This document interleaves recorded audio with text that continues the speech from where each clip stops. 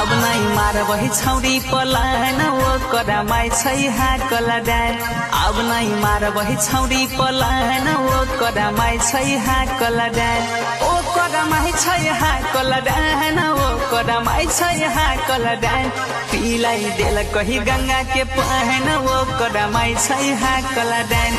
अब नहीं मार वही छौरी पलायन वो करामाई छै हाकल डान।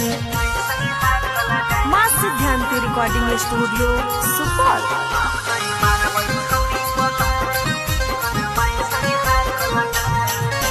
बचपने से री है हमें ओ करे दीवाना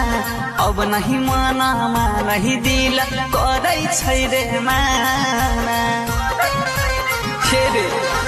बचपने से री है हमें ओ करे दीवाना अब नहीं